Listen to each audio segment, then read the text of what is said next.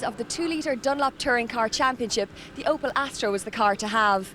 But this year, Opel's shooting star has taken a bit of a dive, as Ed O'Connor has proved. Ed is on the verge of his big tin top title, and he's impatient to get his mitts on the silverware.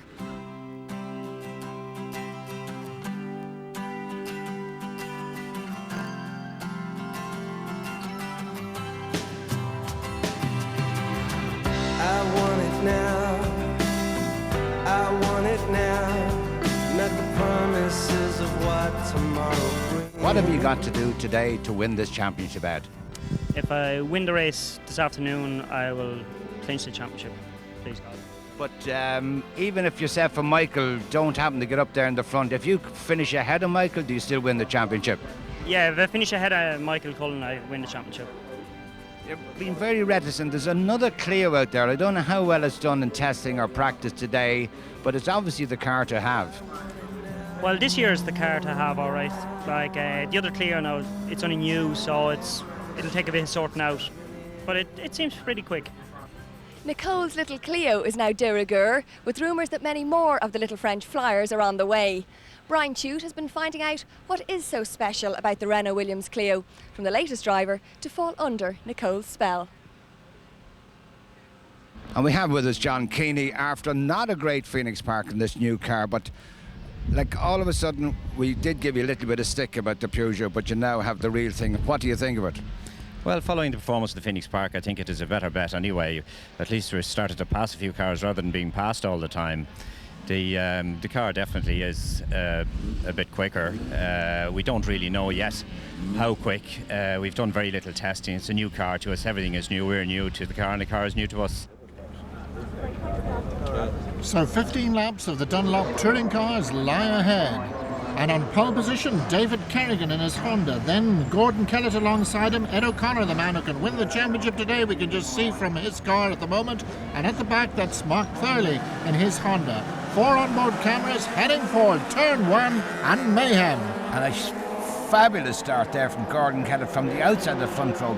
O'Connor trying to muscle his way in there. He's up in the third place. A little tip there from O'Connor helping everybody on the way. But Gordon Kellett made the best start from the outside of the front row. And look, he's already pulled 2 car lengths. In the middle there is like a sandwich of the All Sports Cafe car of Michael, and that's the man who's the backup bread and butter. That's Turley in the Honda VTEC, and behind him, well done to Michael Leonard Jr. His first drive there in the yellow and green Honda, actually putting manners on Turley, so not a bad result. Sponsored by, I think it is a Mexican, the Chili Pot. And John Keeney, is he in trouble or is that somebody? I think he just got nerfed out of the way coming out, so that's pushed him really backwards, so we won't be able to see the potential of that car today. And what hard luck John Keeney's had over recent seasons. We're looking back from first place man Gordon Kellett with the backward camera there, leading in the Castrol Astra. And indeed, Astras haven't had it all their own way, by far from it this season. The Honda coming up to challenge now, and now we're looking forward from Ed O'Connor's little Renault Clio, who's making a big dive down the outside, trying to outshadow Kerrigan there.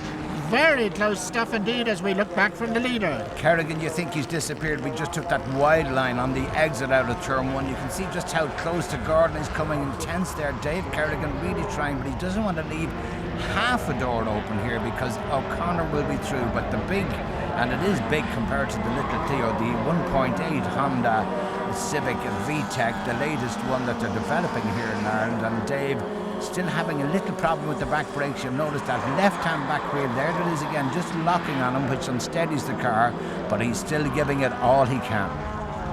So Gordon Kellett leads, Kerrigan is second, Ed O'Connor third, and these three beginning to break a little bit away from multiple champion Michael Cullen, who's been left at the moment. Kerrigan looking down the inside again.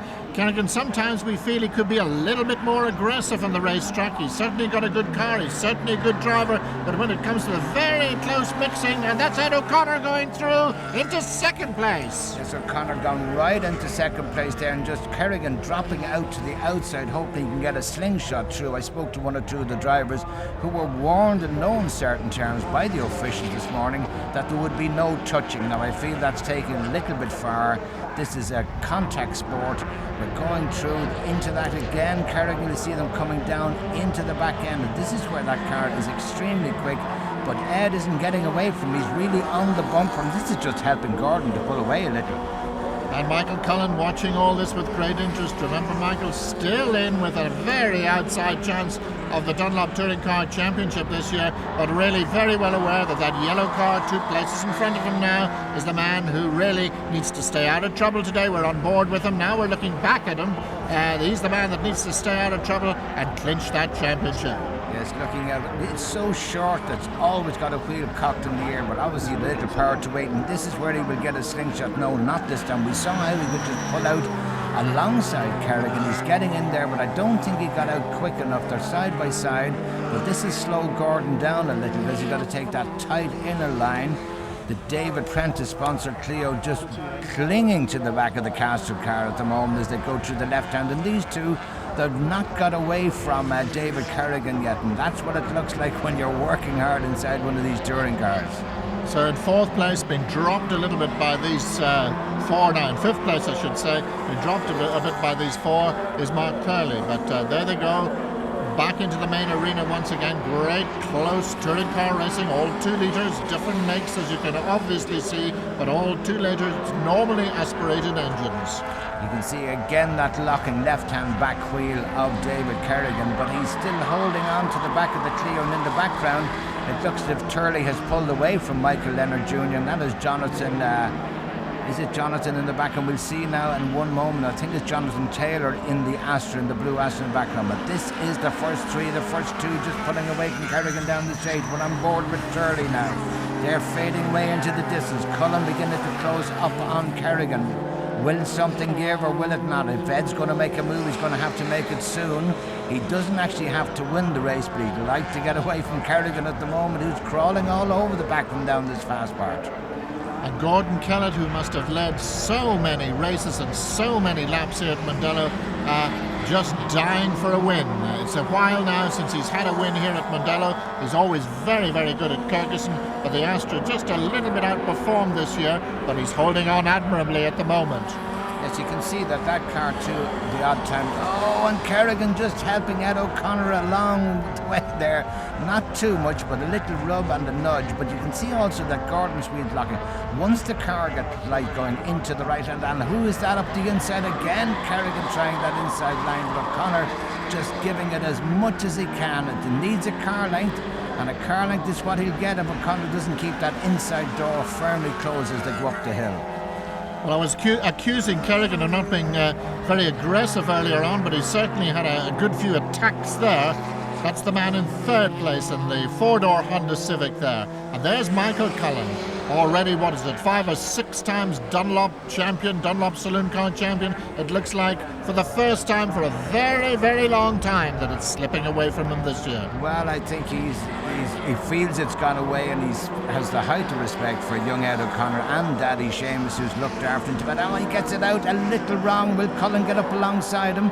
That's just what Cullen might have needed, just to unsettle the Honda as they come into the left hand. But he's all over the back of it, but he's lost the momentum as he comes down through there. Rod McGovern in trouble. Look at the smoke coming out of the back of the Astra. That's down at the tail of the field. Rod McGovern in big, big trouble. Here's the battle for the leaders.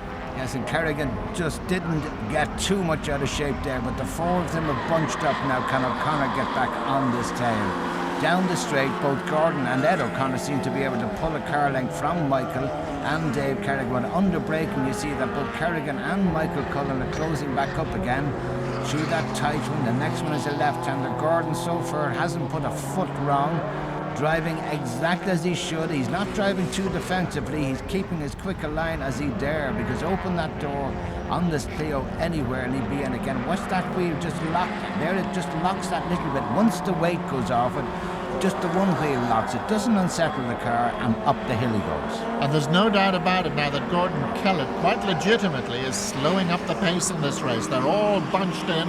I'm quite sure that if O'Connor or indeed Kerrigan could get a little zip past him, they would pull away. So Gordon Kellett, as they say in the business, making that Astra very, very wide at the moment. And look at 3 cars locking up wheels as they came up into turn 4 and come down the hill to start another lap. And Collins on the inside this time.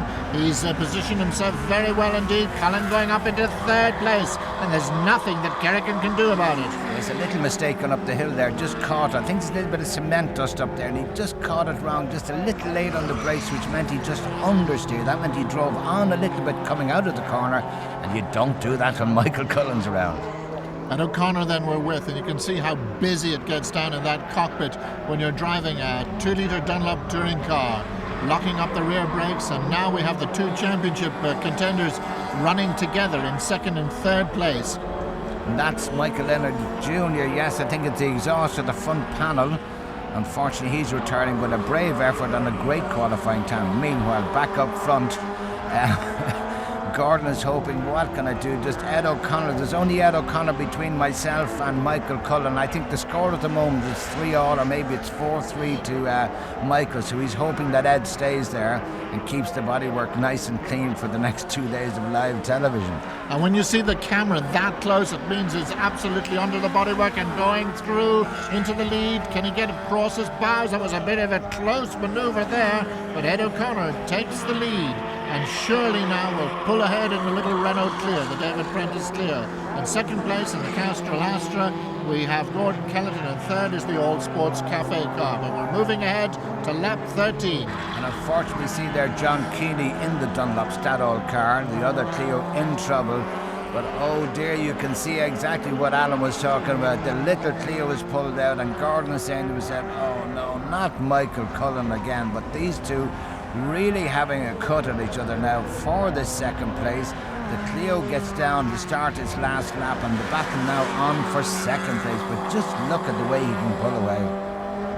And this has been one of the features indeed of the 1997 season, the battle between these 2 Astras. And one must give a lot of credit to Gordon Kellett, because obviously Michael Cullen, he's the multiple champion, he's the man that usually gets all the accolades, but Gordon Kellett very, very well capable of running on his pace. But it is indeed. Gordon has put it up to more than once. You can see exactly what he's tried to put up with, because launching himself over the curves there, Michael, quite intentionally. He's looking for an inside line, an outside line, and there is no better man than to keep him behind. But I can tell you, it is easier to follow than to lead.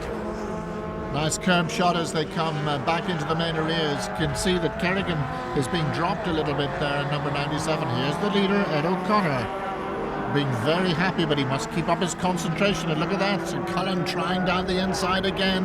Michael Cullen getting the door fairly firmly slammed in his face, quite legitimately there. But it's just a situation where he just wanted to fly and take it from one side of the road to the other. But I think Gordon should have this set in his mind. He's seen this car go backwards and forwards in the mirror so many times. He's not at all intimidated. A little tap at the back, that doesn't bother him at all. But they just lean on each other, and they have fought all through the year, and they provide us with some great motor racing. And he's got an amusing bumper sticker on the back there, Gordon, hasn't he, Brian? It says, forbidden ground, do not enter. That, I think, is from the away match at the Phoenix Park. Right, and he's just entering that territory right now, the Old Sports Cafe car. Cullen very, very close as they come up the hill. He's not going to get past on the outside there, but he's very well positioned. If he doesn't have to lose too much speed, but he's been huffed out. Is he going to try and attack again on the inside? He's well positioned for the next corner. We're back with the leader. Again, a little flash of the lights there from the champion as he comes up the hill to our cameraman for the last time. He knows this is it. What more has he got to do? Relax, but enjoy his 1997 championship. You can see Seamus and all the guys in the pits just waving there. But a superb battle for 2nd place for Gordon Kellett, Michael Cullen, then Kerrigan, and then 5th place Mark Turley.